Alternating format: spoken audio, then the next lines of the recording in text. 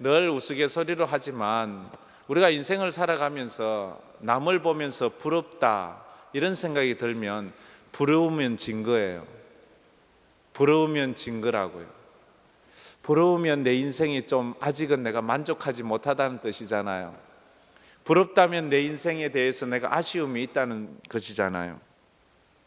근데 오늘 시편 73편 이것을 지은 이 저자가 아주 부러운 게 너무 많았어요. 자기는 하나님을 잘 믿는데 하나님 믿지 않는 사람들이 형통하고 잘 되는 것을 보니까 너무 부러운 거예요. 부러움이 지나치면 어떻게 돼요? 질투심이 돼요. 질투심이 지나치면 어때요?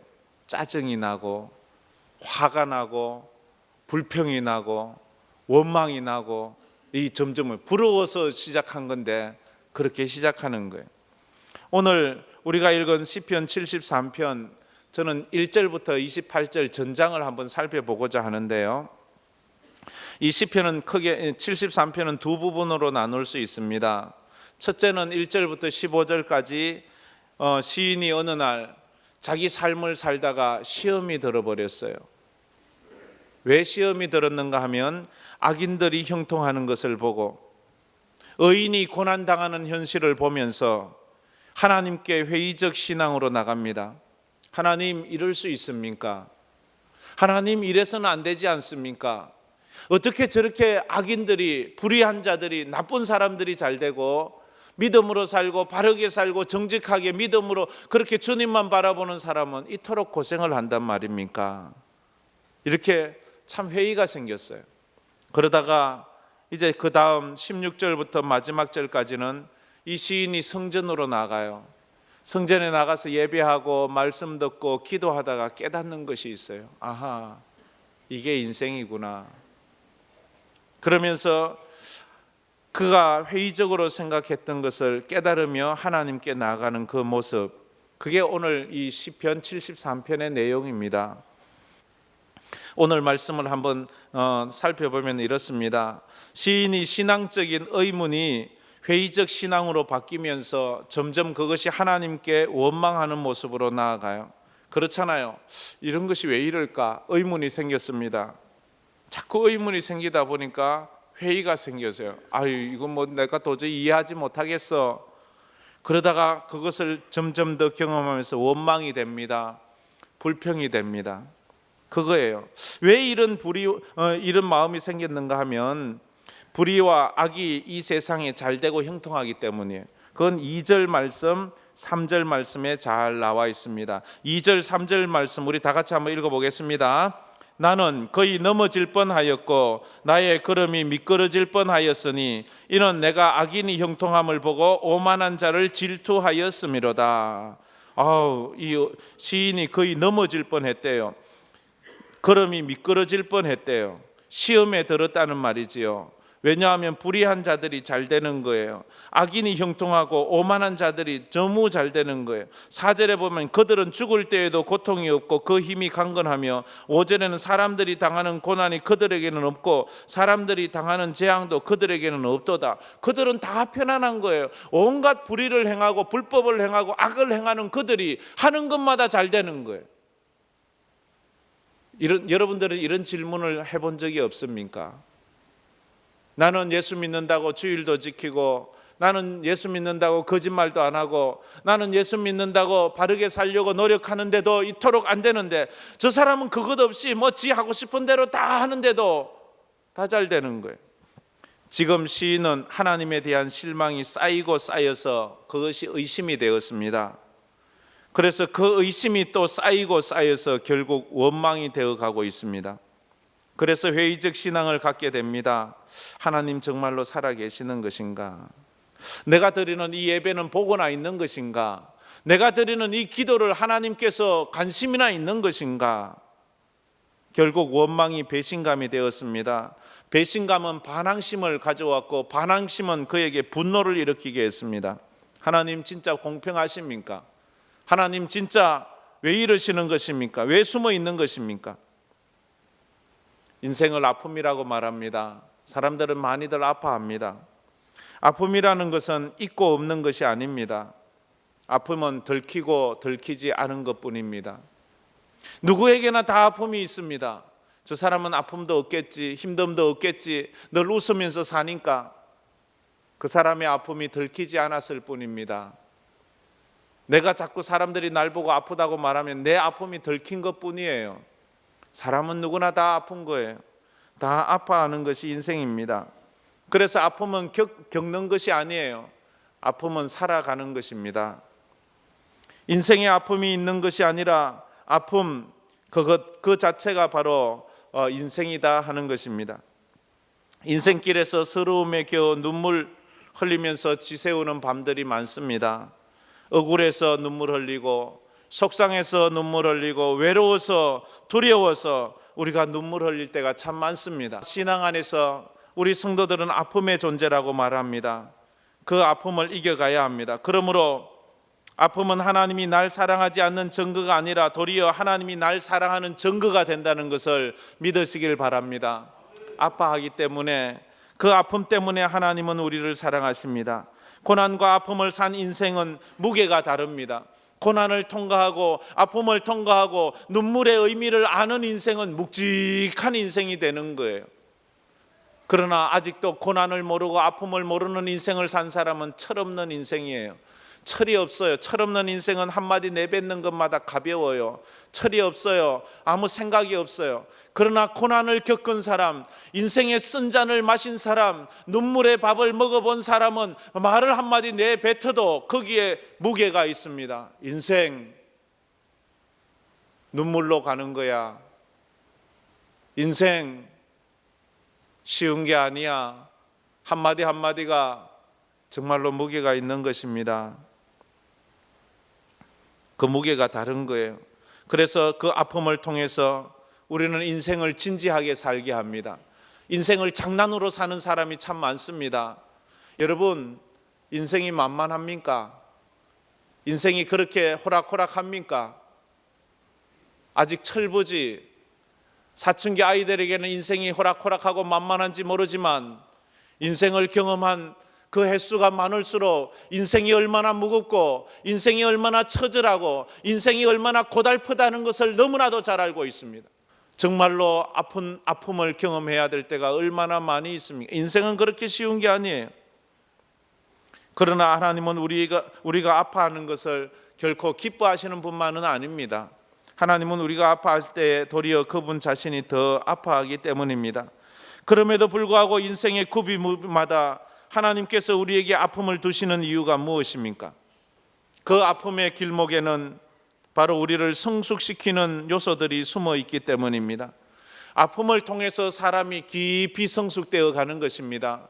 그래서 성경에도 잔치집에 가기보다 초상집에 가기를 즐겨하라고 말했습니다. 그것이 축복이라고 말했습니다. 기쁨으로는 인생의 참 깊은 골짜기를 알 수가 없습니다. 태양빛만 비추면 이 세상이 그렇게 만만한 그에 보이지만 거기에 폭풍우가 있고 비바람이 쳐야지 거기에서 정말로 인생의 의미들을 알아가는 것 아니겠습니까? 그래서 십자가는 아픔과 저주가 아니라 성도를 성도답게 만드는 훈련의 순간이 되는 것입니다. 십자가를 걸머질 때에 인생의 의미를 더 깊이 깨닫고 소중하게 생각합니다. 그러므로 아픔을 피하려고 하지 말고 우리 성도들은 아픔 가운데 주님을 만나야 합니다. 십자가를 경험해야 합니다. 그런데요, 나만 겪으니까 그게 아픈 거 아니겠습니까? 그러다가 또 더 실망을 하게 돼요. 왜 저 악인들은 잘 되고 저 불의한 자들은 잘 되고 저 불신앙으로 사는 사람들은 잘 되고 나는 안 되는가? 이러다가 어느 날 또 더 한 단계 높은 질문을 하게 돼요. 그게 바로 13절입니다. 13절 73편 13절 말씀 우리 다 같이 한번 읽어보겠습니다. 내가 내 마음을 깨끗게 하며 내 손을 씻어 무죄하다 한 것이 실로 헛되도다. 이 무슨 말이에요? 내가 내 마음을 깨끗게 하며 내 손을 씻어 무죄하다. 내가 착하고 내가 의롭고 내가 바르게 사는 것이 무엇이 좋으냔 말이에요. 이렇게 살아도 아무런 대가도 없고 아무런 것도 잘 안 되는데 내가 굳이 이렇게 깨끗하게 살고 정직하게 살고 바르게 살고 믿음으로 살아야 될 이유가 어디 있냐는 거예요. 악인들은 저렇게 잘 되는데 그런 불평을 할 때는 없습니까? 자신이 경건한 삶을 살았는데도 불구하고 아무런 보상이 없을 때 한탄하는 것 아니겠습니까? 지금까지 착하게 산다고 죄짓지 않고 살았던 것이 아무런 유익이 없다는 거예요. 이런 말을 하는 사람에게 괴테는 이렇게 소리쳤습니다. 그대, 나에게 당신의 회의를 말하지 말아라. 내게 있는 것만으로도 넘친다. 다만 나는 당신이 회의적 삶 속에서 무엇으로 확신하며 사는지에 대해서만 듣고 싶을 뿐이다. 괴테가 말한 거예요. 나는 너의 너의 삶의 고민은 듣고 싶지 않아. 단지 내가 듣고 싶은 것은 네가 그런 삶의 어려움과 고달픔과 회의적 삶 속에서 어떻게 확신 있게 믿음으로 사는지를 내게 좀 이야기해 달라는 거예요. 우리 사랑하는 성도들이 이런 것을 보여주는 축복이 있기를 축원합니다. 똑같이 의문이 있고 똑같이 회의적인 삶이 있고 그것이 원망이 되고 불평이 되어 반항심까지 생겼지만 그런 삶 가운데서도 어떻게 나는 믿음으로 살고 있는지, 어떻게 예배드리고 있는지, 어떻게 주님만 바라보고 있는지 그것에 대해서 세상 사람들에게 이야기해 줄 수 있어야 된다 하는 거예요. 산다는 것은 공평하지 않습니다. 그러나 우리 하나님은 신실하십니다. 우리 하나님은 변함이 없습니다. 우리의 삶에는 도무지 이해할 수 없는 일들로 가득 차 있습니다. 하나님이 없다고 생각될 정도로 참 이해할 수 없는 일들이 너무너무 많아요. 여러분들은 그런 일이 없습니까? 성경에 보면 그런 일들이 참 많이 있지요. 요셉이라는 사람이 그렇습니다. 요셉이 노예로 팔려가서 감옥에 갇혔으면서 이런 질문 왜 안 했겠습니까? 과연 내 아버지가 믿는 그 하나님 살아계신가? 그 하나님이 존재는 하시는 것인가? 그렇다면 나는 왜 애굽으로 노예로 팔려왔을까? 나는 왜 죄도 짓지 않았는데 감옥에 들어가야 하나? 나는 왜 아무런 잘못도 없는데 이런 고난을 당해야 하나?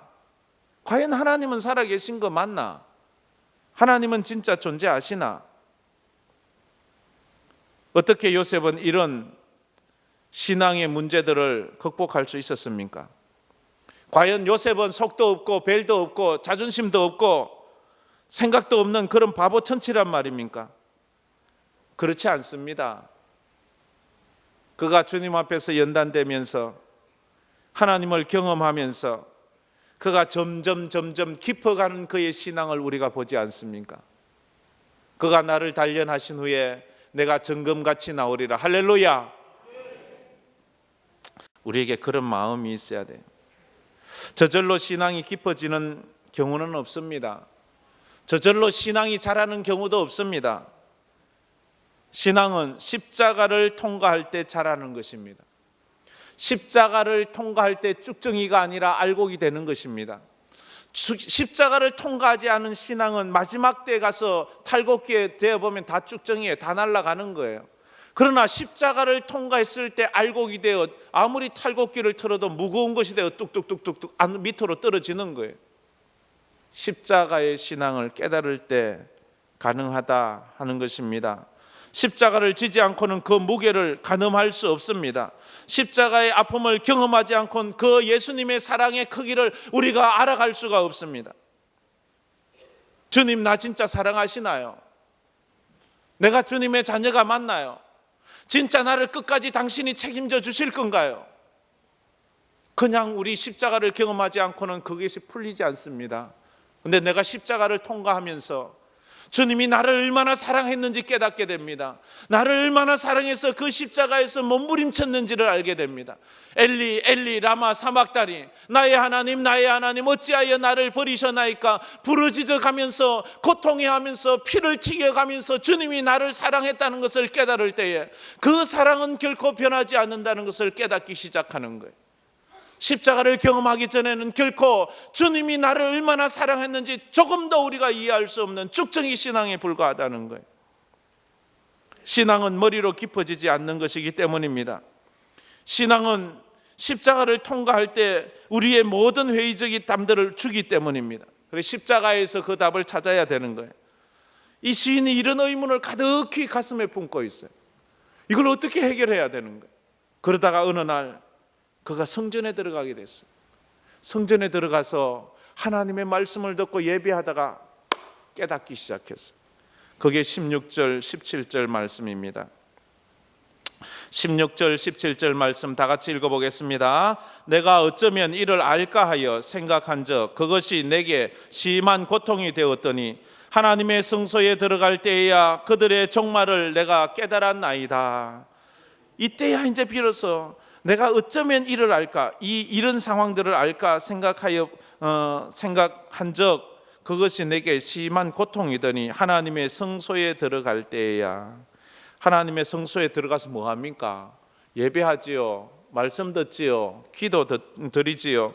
그때야 그들의 종말, 이 악인들의 종말을 내가 깨달았나이다. 악인들의 종말을 어떻게 깨달았어요? 이 18절에 보면 이렇잖아요. 주께서 참으로 그들을 미끄러운 곳에 두시며 파멸에 던지셨나이다.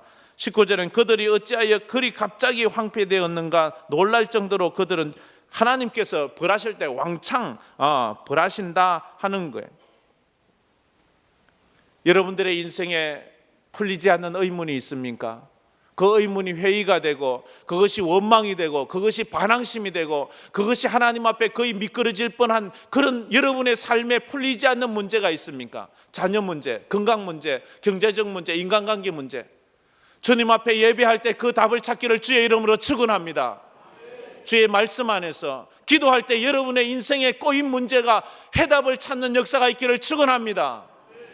진짜로 오늘 그 답을 찾으세요. 하나님, 이 답이 뭡니까? 왜 내 인생이 이렇게 꼬입니까? 18절 19절에 악인의 형통은 잠시뿐이고 인생은 이 땅이 다가 아니다는 것을 깨달았어요. 악인의 형통은 잠시뿐. 동화에도 보면요, 실컷 고생했다가 결혼해서 행복하게 잘 살았답니다. 여기 끝이야.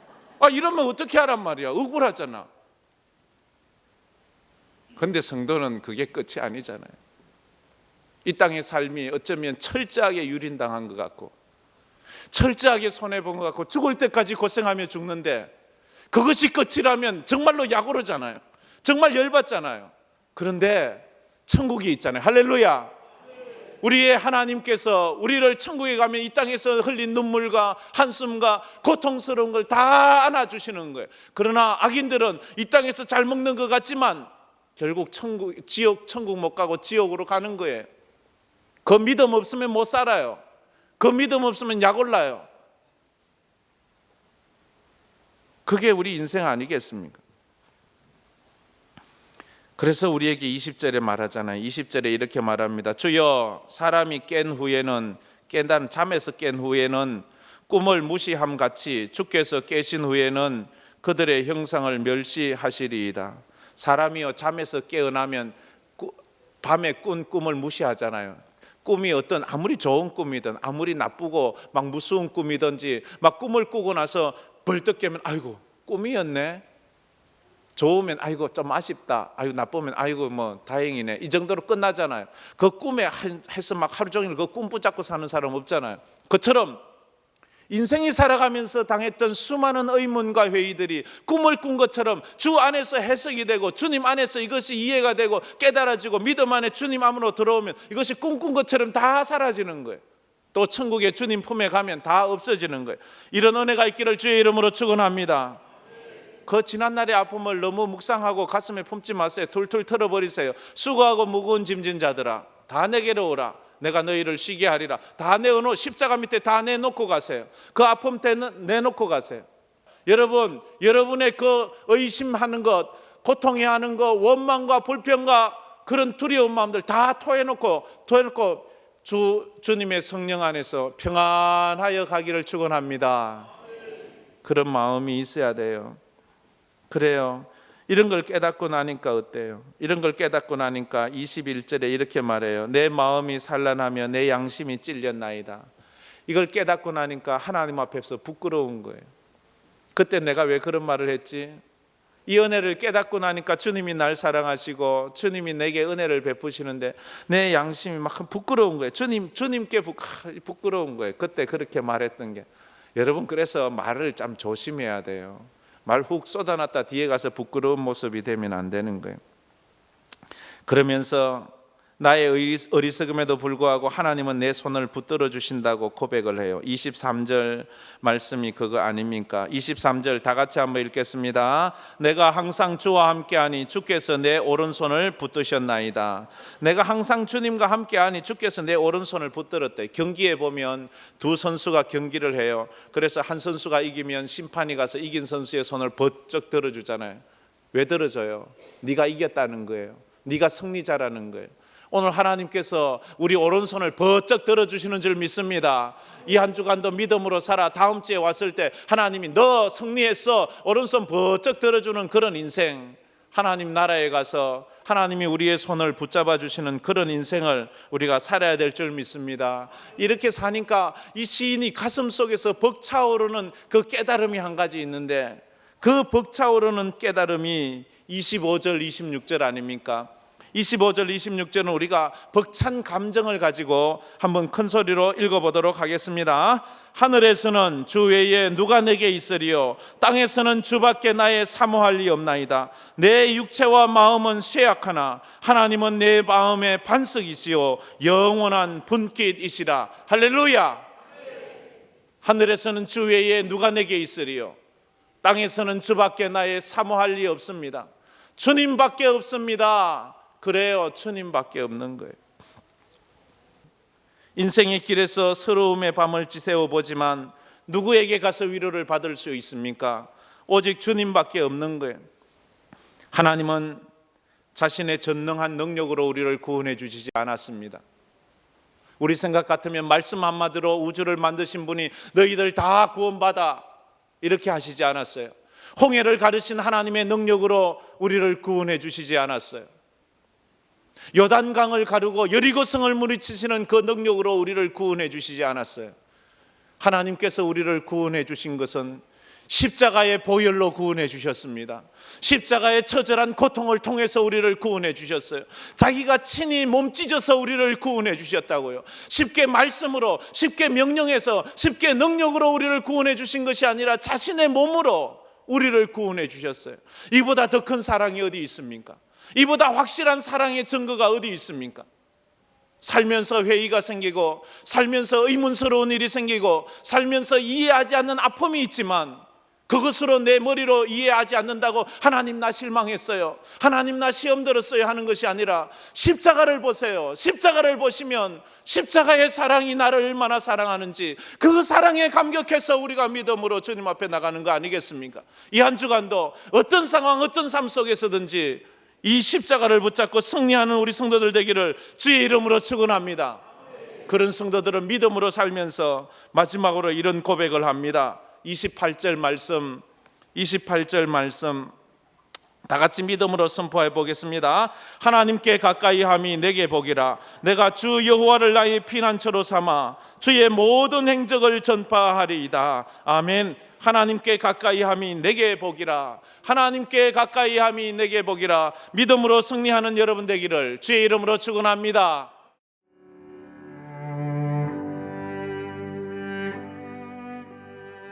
안녕하십니까. 저는 황금교회를 담임하는 박무용 목사입니다. 우리 교회는 하나님의 거룩한 목적인 선교의 사명에 최선을 다하는 교회입니다. 함께 모여 예배할 뿐 아니라 탁구, 축구, 색소폰 교실 등을 열어 지역사회를 섬기고 이웃을 봉사하는 열린 공동체입니다. 아울러 성도 서로가 함께하며 사랑을 나누고 교제하는 하나님의 가족 공동체입니다. 감사합니다.